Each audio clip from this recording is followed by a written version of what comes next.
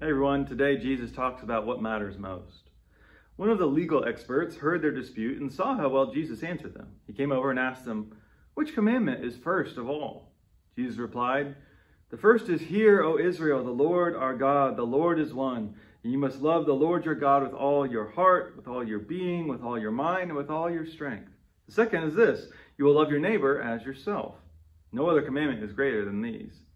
The legal expert said to him, "Well said, teacher, you have truthfully said that God is one and there is no one besides him, and to love God with all the heart, a full understanding, and all one's strength, and to love one's neighbor as oneself is much more important than all kinds of burnt offerings and sacrifices." When Jesus saw that he had answered with wisdom, he said to him, "You aren't far from God's kingdom." After that, no one dared to ask him any more questions.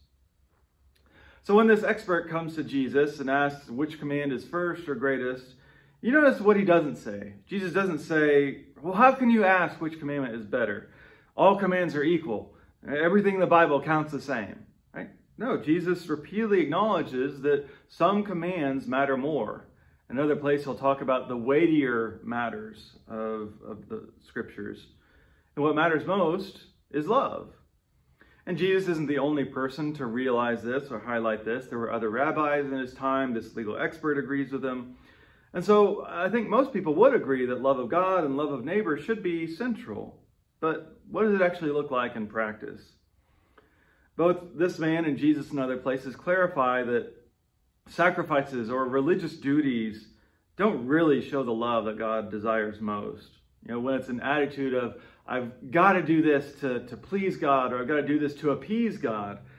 In following rules, that's what matters most. That's what shows love to God.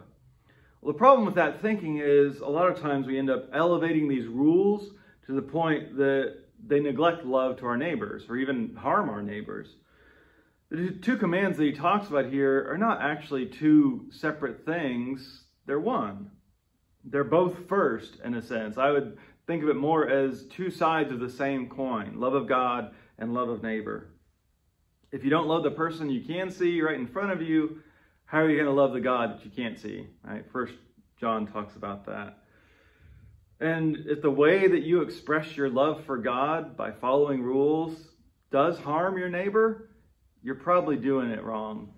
Probably not loving God the way that God would want. See, love of God and love of neighbor are not in competition. They shouldn't be.